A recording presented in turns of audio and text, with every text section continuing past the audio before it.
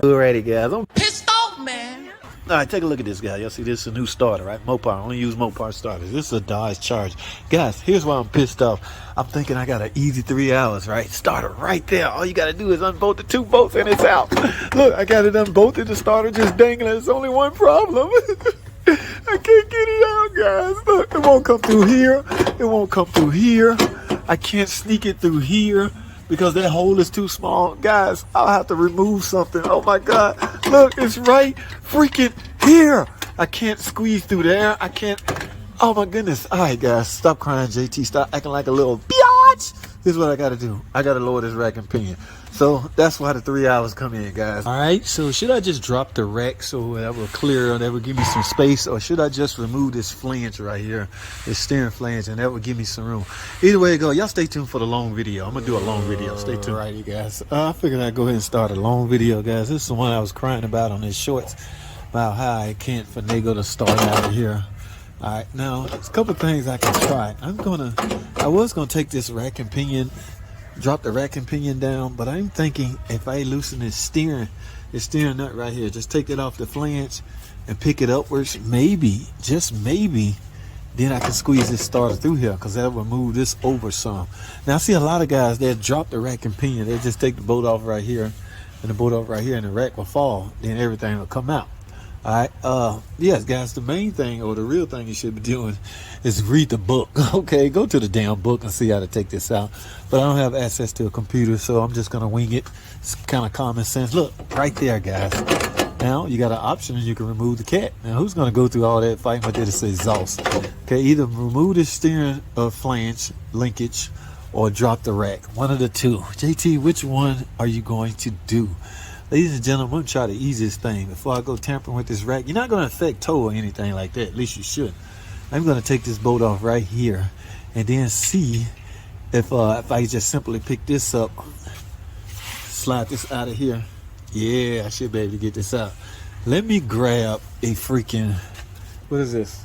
13, let me grab a 13 millimeter rather. And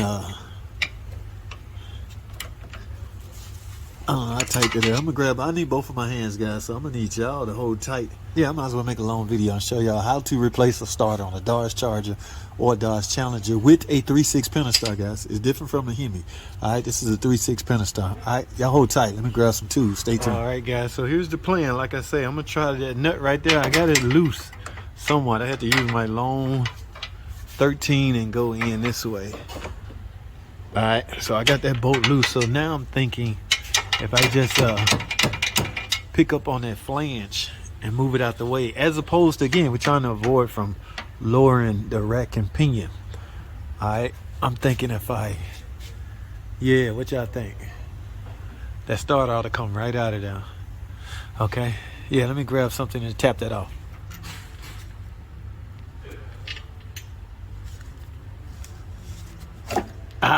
There we go. Ooh, guys, remember, you're dealing with a clock spring. All right, you don't want this to turn too far and you come out of clockness, so be freaking careful. If you strip that clock spring, you're gonna have to replace it. So right, I'm freelancing right now. Ooh, I gotta hold this. Let me see something. Yeah, I should be able to clear that starter out, but let me make sure the steering wheel is on solid. Hold tight. Alrighty, so I got the steering wheel stable to where it won't move and strip out my clock spring. All right, because we're dealing with this. This is tied into the steering wheel. All right, so now we can just get this over. Uh-oh, what y'all think? Oh, buddy. Look at this, guys. Yeah, buddy. Come on, baby. Don't start this shit. Hold on. Come on, baby. Come on, baby. Get to the side. Hey. Hey. All right, guys. That wasn't too bad. Why, my buddy, pretty damn good mechanic.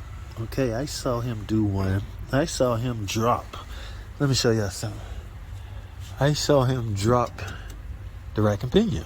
To each his own, guys. Everybody's different. Maybe he wanted to do it that way. You would think we all looking for the easiest way to do something. Remember, guys, we work on commission. I find myself having to explain this to some people. Guys, well, this is a book pay. All right, there's a manual we go by that says what something pays to get done. And this, let's use the starter for example. Just imagine the starter pays 3 hours to get it done. Hear me out, guys, because I know in the comment section, I can't believe you charged 3 hours and it only took you 1. Guys, it's to my advantage to get this out as quickly as possible and go on to something else. It's called making money. We're not ripping customers off because we charge a flat rate charge, a flat rate tree based off a automotive industry book, Chilton or whatever y'all use it, okay? Yeah, if it pays 3 hours and I get it done in 5 hours, are you gonna cry? I never see nobody crying coming to a mechanic's defense when that happens. All right, yeah, everybody solely did well. He should be better. Yes, I agree. He should get better. All right, he should be able to get a starter done in 3 hours, not 5. But just so happen it may take him 5 because of whatever. Now, in my case, just because I can get it done in 1 hour does not mean I should not get the 3 hours. It does a mechanic good to be fast and efficient during his workload, guys. Okay, so please stop. Get out of your damn feelings. Some of you guys are so caught up in your feelings. Mopar. This is not Derman. Do Derman even sell starters? I don't know, but I know one thing. They starters are not better than this starter. Yeah. All right, let me stop playing because y'all take me serious and then start calling me a joke. All right, guys, I found the way to get the starter in. I'm gonna end this video. I'm not gonna. A starter is pretty straightforward. What was wrong with this starter? Simple, guys. It just click. Sometimes you turn the key. Now, guys, please understand the difference between a no start and a no crank. Okay. Yes, this was a no crank. On the ticket, on the repair order, it said no start. That's because that's the only thing the customer can relate to. The customer don't know the difference between a no crank and a no start. All they know is their car won't come on. Their car won't turn on. All right, that's all they know. It's up to us as mechanics and the people that write this stuff up to dissect what the customer means, what it is the customer trying to say. You got to get it out of them, man. When you turn the key, what happened? It just clicks. Okay, is that a no crank or a no start? That's up to the mechanic to determine at that point. All right, now this one clicked, so the click was kind of a third click to the point where I came out here. Well, you can't see it. I came out here with my breaker bar to verify, make sure the engine wheel is not seized up. Yes, I put a nut and a bolt on the breaker, on the crank bolt to see if it turned. The engine turned, so I'm going to go with the solenoid. Guys, the problem is likely the solenoid, but you can't replace it by itself.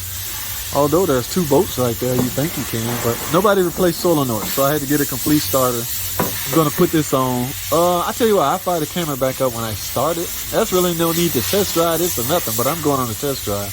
I'll tell you what, I'm gonna wrap this video up because I'm probably at the 8-minute mark by now, and it's starting to get noisy in here. So that's all I have, man. I just showed y'all how to do, or the easy way to get a starter replaced on a Dodge Charger and Dodge Challenger. What year is this? Damn, I don't know. I do know there's 140,000 miles on this car. Okay, I can't remember what year. Dang it, and that matters, guys. Yeah, because some of the older Chargers, you do have to drop the rack. I've done a few. Just on this one, you don't.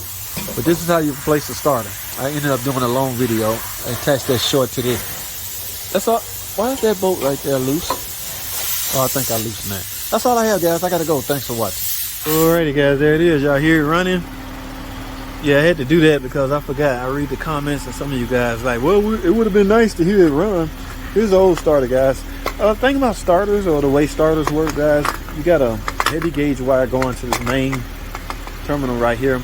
All the magic happens on this wire right here. All right, that goes to the solenoid.